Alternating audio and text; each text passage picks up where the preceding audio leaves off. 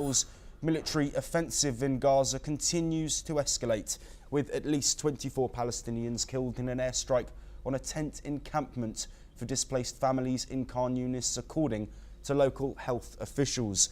The strike, which set tents ablaze and left dozens wounded, comes amid a wider intensification of Israel's campaign in the Strip over the past 72 hours. The Gaza Health Ministry reports that hundreds have been killed in recent days. Meanwhile, a new round of indirect ceasefire talks between Israel and Hamas was held yesterday in Doha, Qatar. Mediators from Egypt, Qatar and the United States hosted the negotiations, though no breakthrough was reported. In a related development, Israelis continue to hold rallies across the country, including large demonstrations in Tel Aviv. Protesters are demanding the release of hostages held in Gaza and expressing fears that the escalating military action could further jeopardise their lives. Additionally, US Secretary of State Marco Rubio held a second call in 3 days with Israeli Prime Minister Benjamin Netanyahu. According to Rubio's office, the two discussed efforts to secure the release of hostages and the current situation in Gaza.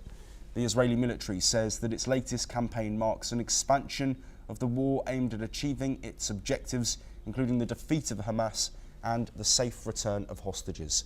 International concern is, however, growing over the humanitarian crisis in Gaza. The European Council's President, Antonio Costa, said that he is shocked by the ongoing violence and called for an immediate end to the aid blockade. Ross joining us once again. Thank you for staying with us. Of course, developments here, ongoing military action from Israel in the Gaza Strip. But I do want to focus first on those ceasefire negotiations, indirect talks being held in Doha. We have had some media reports saying that Hamas have proposed releasing 9 hostages that would see a potential 60-day truce, also leading to a prisoner exchange and also 400 aid trucks going into Gaza. How likely do you think it is that that style of deal and that sort of deal with a partial hostage release will be accepted by Israel? We shouldn't exclude the possibility, given that the sides have in the past reached ceasefires. Of course, all those ceasefires eventually did collapse. But given the history that they have reached ceasefire agreements, it is possible. So maybe this will be a new basis, or a basis for a new ceasefire, I should say.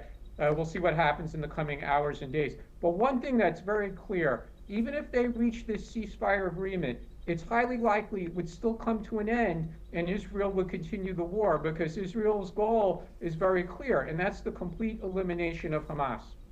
Yes, absolutely, Ross. Let's look at the aid situation now. Of course, the US have come up with the plan, but there are still diplomatic calls on the ongoing humanitarian crises at play.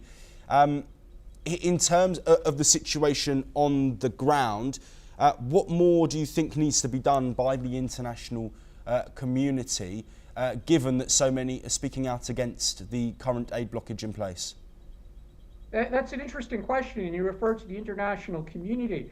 The situation at the moment is the international community is not unanimous in how to bring more aid to civilians in Gaza. We have this proposal from the United States that would allow a private foundation to distribute food with the security provided by private security contractors, but also the participation in some level of the Israeli military. But the UN has rejected that plan. They say it doesn't get aid to all the people who are most in need. It's limited distribution centers, and a lot of starving people won't receive the aid that they need. So clearly there's some differences of opinion on how to get aid to civilians. And also, of course, if aid is going to be distributed, there has to be some buy-in, not just from Israel or the UN, but there needs to be buy-in from Hamas as well. And Hamas needs to stop stealing aid and using it for its own troops and make sure that it gets civilians. So we don't have a consensus opinion at the moment on what to do.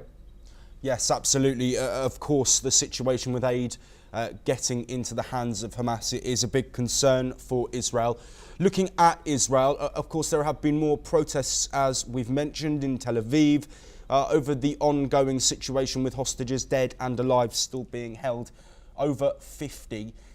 Ross, do you think the resumption of military activity has been a positive step towards bringing hostages back. We've of course only seen the one Israeli-US hostage released since the IDF resumed military action, and it seems that there is a consensus, whether it's a majority or not in Israel, that this plan isn't working. Prime Minister Netanyahu believes that putting military pressure on Hamas will bring about a ceasefire and the release of additional hostages. That clearly that approach has not always worked throughout the period of the war since October 2023. And obviously there's a lot of people in Israel who disagree with Netanyahu, but he's the prime minister. He has the support of what they call the security cabinet in Israel, and they've decided to resume hostilities and ended the ceasefire from earlier this year. So time will tell. Will it bring Hamas back to the negotiating table, and could Israel and Hamas agree with the mediation of Qatar, Egypt, and the United States? But it's clear that protests in Israel are not going to change Netanyahu's mind. That's been the way he's operated throughout the period of the war. He's not going to be pressured by popular protests in Israel against resuming hostilities. Absolutely. Ross Feingold, thank you so much for joining us on both of our topics starting off this programme. We will, of course, bring you all those developments as conversations around a ceasefire continue, and, of course, military action